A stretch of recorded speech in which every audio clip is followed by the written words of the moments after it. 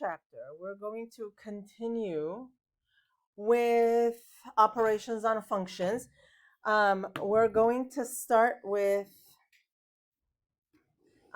combining functions first. So if you have f of x and let's say another function g of x, right?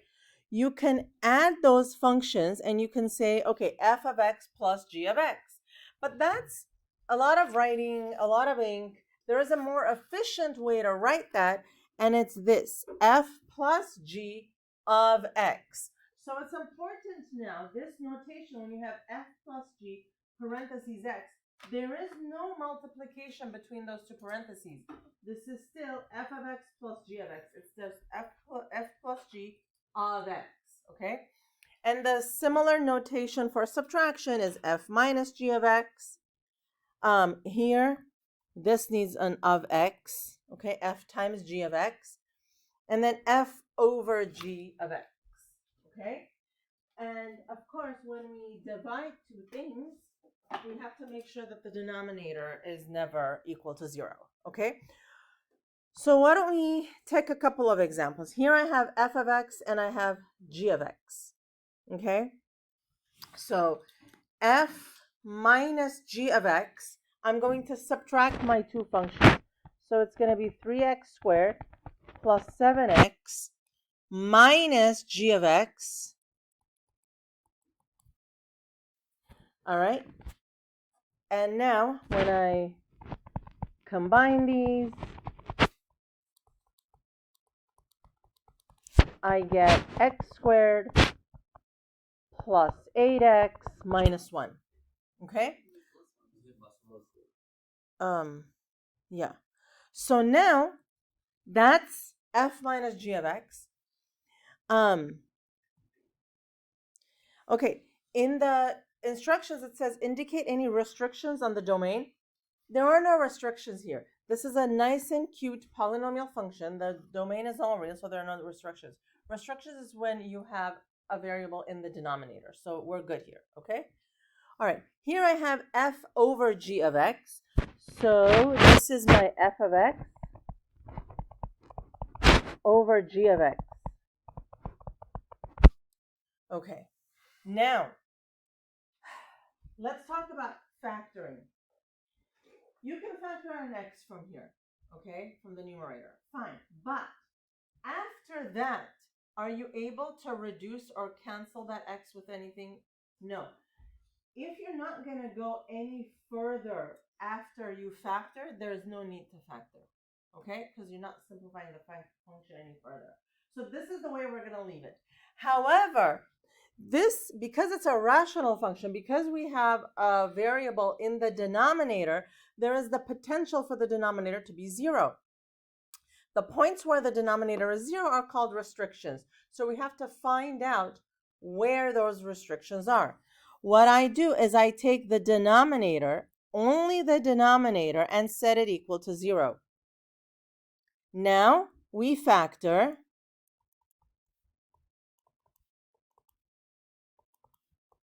2x plus 1, x minus 1. I set these equal to 0, so x is negative a half, x equals 1. At those points, the denominator equals 0. So in my answer, I say restrictions are x, so we usually look a semicolon, x can't equal negative a half, x can't equal positive 1. Okay, those two are the restrictions. Okay, any questions? Yeah. So when there's restrictions, will you always tell us to list it?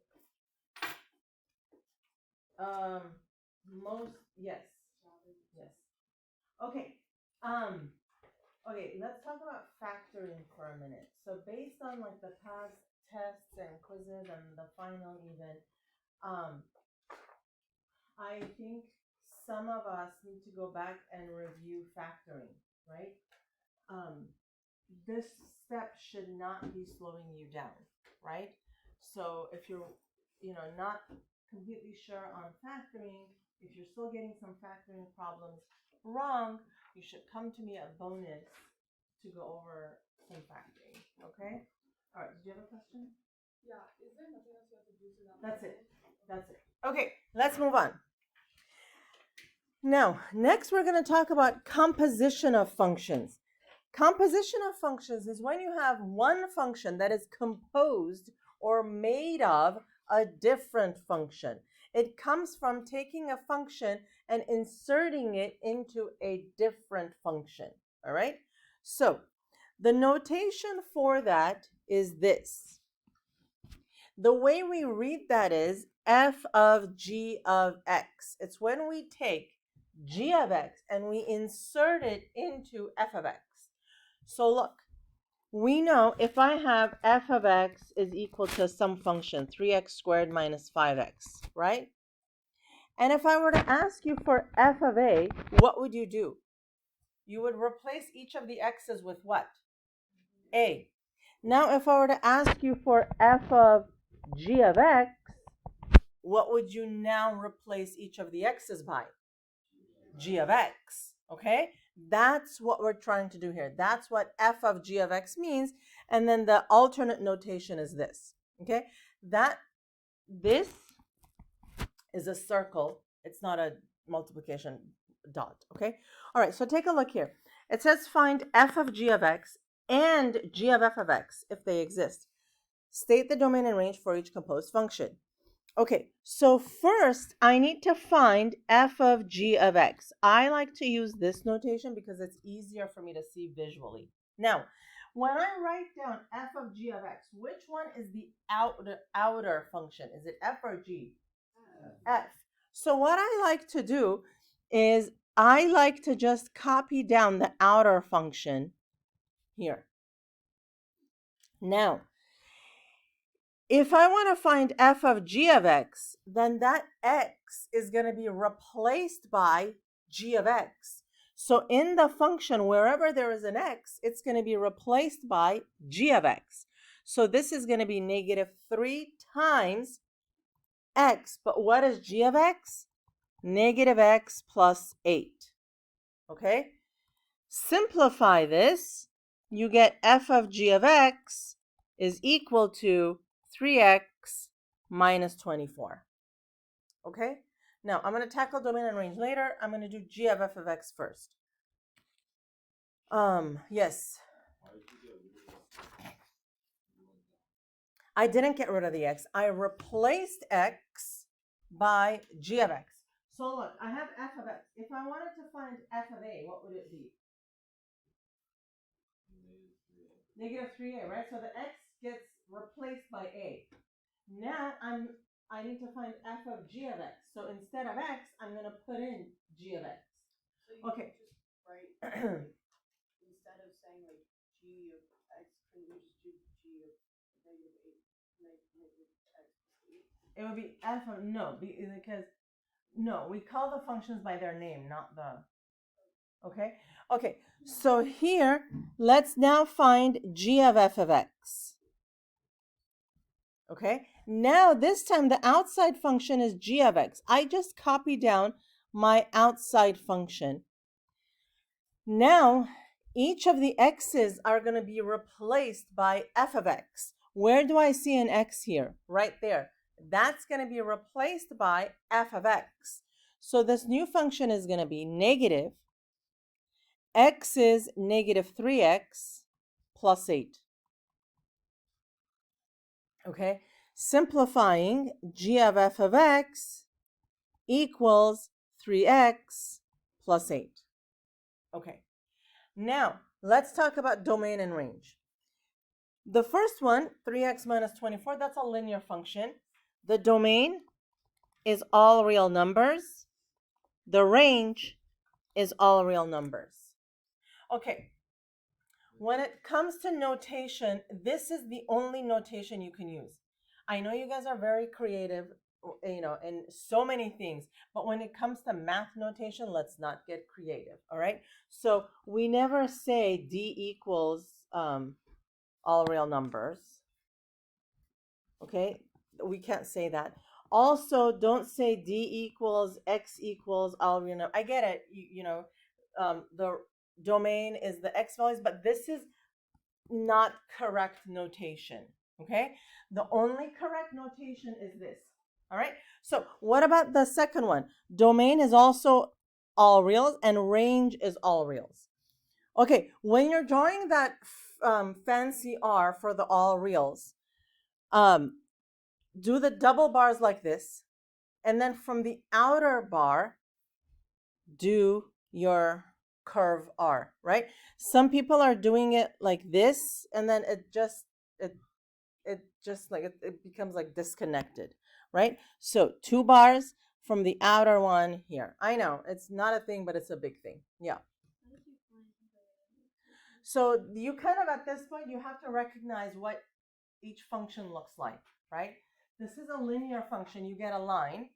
That means it exists over, like, vertically, it, expands up and down forever. Horizontally, it expands left and right forever. Okay? If it's not a linear function, it's a different, right? Okay. Okay, let's take a look at this one. I want to find f of g of x, and then afterward, g of f of x. So the first one is f of g of x. The outside function is f of x is x squared plus 2. Okay, now x is going to be replaced by g of x. G of x is x plus 6 squared plus 2. Oh, sorry, minus 6. So now, multiply this out. X squared minus what? 12x plus 36 plus the 2. So finally, this is x squared minus 12x plus 38. Okay, let's do the next one. The outer function now is g of x. X minus 6, right? X is going to be replaced by f of x. So what's f of x here? X squared plus 2 minus 6, x squared minus 4. Okay, let's talk about domain. The first one, what kind of function is that? Quadratic function, which gives you a parabola. What's the domain for all quadratic functions? All real numbers. And the same for the second one, right? Okay, let's do range. Let's do range for the second one first. X squared minus 4. The minute you see that, if you're walking down the street, you see a big billboard, just white billboard, and all it says is y equals x squared minus 4. You should know exactly what that looks like. That's a parabola. Does it face up or down? Up. And then the vertex is here, right? So what's the range of this? Y is greater than or equal to negative 4. So we know that the range of a parabola is connected to its vertex. Okay, here, this first one, that's harder to visualize the vertex, right? But it's okay. We don't visualize the vertex. We find the vertex. We now have all the tools available. How do you find the x-coordinate of a vertex of a parabola? X equals negative b over 2a. That's x equals 6. So what would the y value be? 6 squared minus 12 times 6 plus 38. How much is that? 36 minus 72 plus 38. How much is that? 2. So y, is it greater than or less than 2? Greater than or equal to 2. You see how we did that? Okay. Do you see? Full circle. Everything is coming back. This is what I mean. Once you learn something, you have to bring it with you to every single lesson. Oh, you sub it back into the. Oh. Yeah. What was your question? This is for finding axis of symmetry. Okay. The axis of symmetry happens at the x-coordinate of the vertex. So if the axis of symmetry is x equals 6, 6 is also the x-coordinate of the vertex. So the vertex is 6, comma 2. Okay. All right. Let's move on. Okay.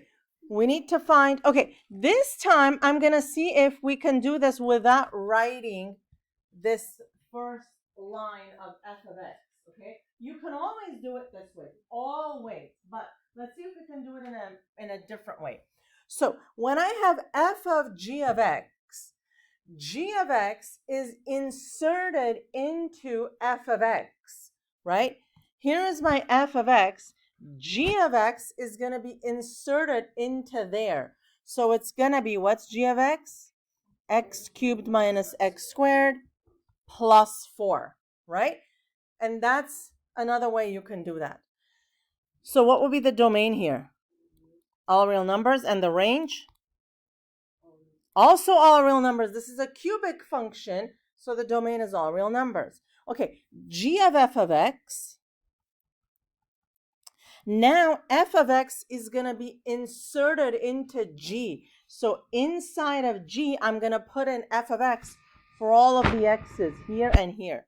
Okay, so what's f of x? X plus 4. So this is going to be x plus 4 cubed minus x plus 4 squared. Okay, now I'm going to stop here just because I'm going to be selfish. But on your homework, you have to multiply this out, right? X plus 4, x plus 4, x plus 4 minus x plus 4 squared. Okay, if this happens to show up on your homework, you're going to multiply it. If it shows up on a test, also multiply it out. Okay, but I know you guys know how to do it. Yes. Not necessarily, no. Okay, this is Algebra 2 Honors. Welcome to the big leagues. Yay! Okay, what's the domain and range for this?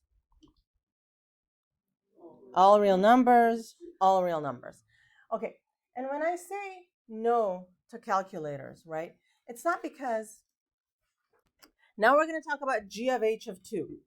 Okay, g of h of 2. So for this, you have g of x, f of x, h of x. For these ones, you have to start from the inside. Okay? So, h of 2 here is 2 squared minus 1, 3. So now I go to the outside. G of 3 is equal to how much? 8. So that's it, 8. Okay, your answer is 8. Okay? So you start from the inside and then you go out.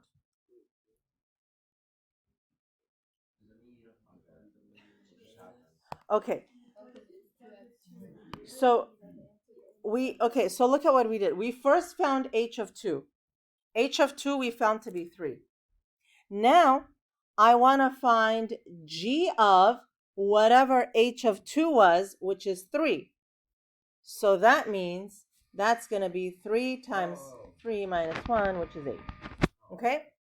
Okay, here, start from the inside. H of negative 3 is equal to negative 3 squared minus 1, 8. And then f of 8 is equal to 2 times 8 is equal to 16. Okay? Okay, here. H of f of a plus 1. Let's go inside. F of a plus 1 is, what was f of x? 2x. Okay, so this is 2a plus 1, 2a plus 2. Next, h of 2a plus 2 is 2a plus 2 squared minus 1. Do I have to simplify? Of course I do. 4a squared plus how much? 8a plus 4 minus 1. So this is 4a squared plus 8a plus 3. Okay? Okay. Next I have f of g of h of 0. I start from the very inside and work my way out. These are so cool and satisfying. Like, I love these. So what's h of 0? How much? Okay, then after that, I go to g of negative 1. How much is that? 3 times negative 1 minus 1, negative 4. And then after that, I go to f of negative 4, negative 8. Okay? So start from the inside, work your way out. Not too difficult. When we're writing the answer, like, Just write negative 8. It's fine. It gets complicated otherwise. Yeah. So, first off, f of negative 2 is how much? Negative 4. Now, next up, we have f of that. So we're going to put it back into itself. So f of negative 4 is negative 8. Then h of negative 8 is 63. It's cool. It's fun. Okay, last up. We have g of f of h of c. Don't let the parentheses trick you. Same thing. Start from the very inside. Which one is the one on the very inside? H. So what's h of c? Inside. What's h of c? H of c, c squared minus 1. Next up, f of this, f of c squared minus 1 is what? 2c squared minus 2. Last but not least, g of 2c squared minus 2 is 6c squared minus 6 or 7? 7. Right? Let's write that out. G of 2c squared minus 2, this is 3 times 2c squared minus 2 minus 1. So 6c squared minus 7. Yay. Okay? All right. So that is lesson 1. Homework is from the book.